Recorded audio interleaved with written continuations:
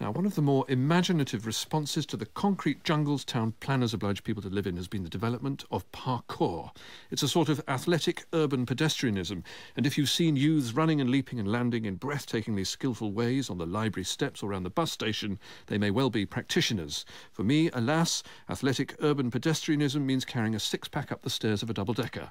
But for our guerrilla reporter, the streets and walkways and underpasses of Southend are as the ungirdled earth to Ariel.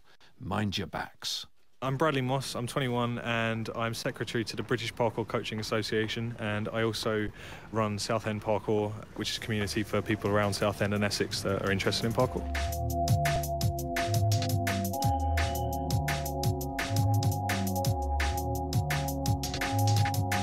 Parkour is of French origin. It's about overcoming the obstacles in your environment, be that a physical environment with walls and rails or a mental environment, so living in life and overcoming the problems that you face within life, really.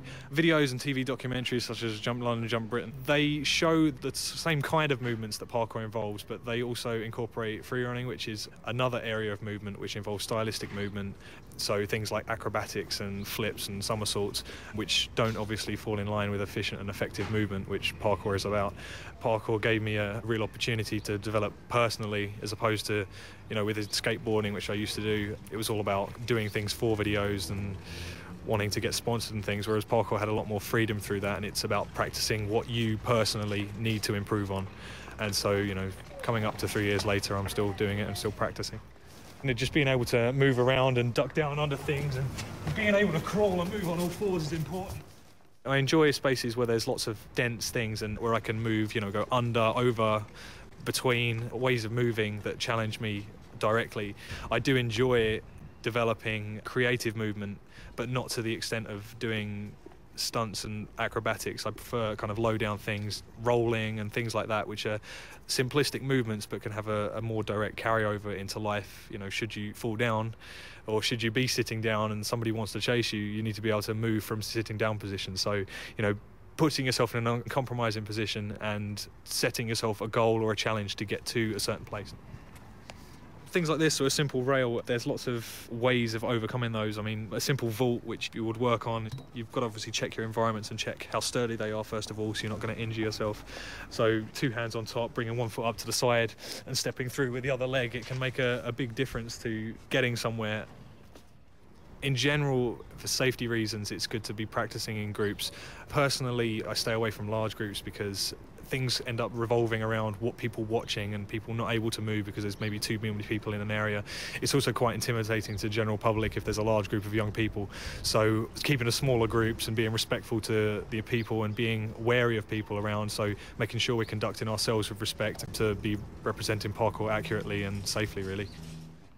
A brick wall just above head height is quite a challenge. So yeah, I just use a simple climb-up technique, grabbing the top of the wall with both hands, using the strength that you've hopefully been developing to pull yourself up towards the top of the wall. And obviously coming down, you want to be lowering yourself down as much as possible until you can either touch the floor or you're at a smaller place near the wall and just hop down to the floor, really.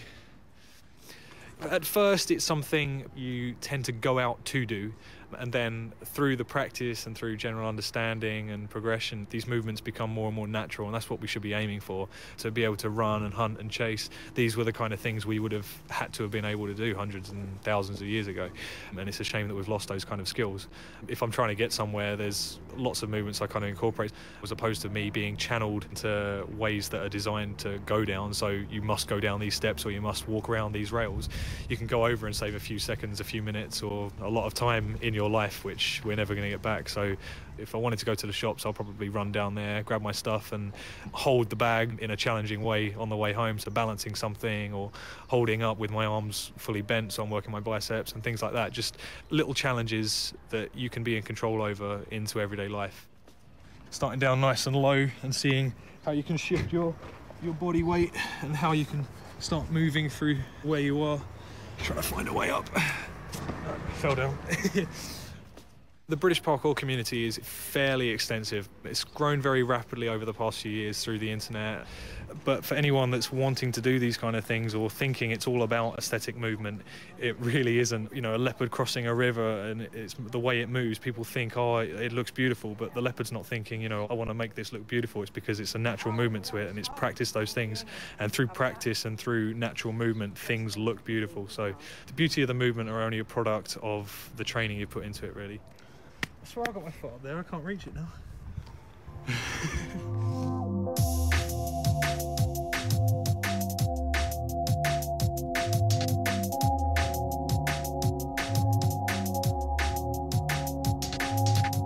It's just a good method for life, in my opinion, whereas with football and other kind of sports and pastimes, people tend to set standards too high and it's not personal to them. But parkour is about finding what works for you, finding what challenges you, and finding out what you personally want to achieve and setting little challenges in front of you in order to help you achieve those things. Just jump straight over them and all the way up. Generally, you won't understand and grasp the real mentality of it until you start living and embodying what you practice. It's a very personal discipline and it allows everyone individually to develop holistically.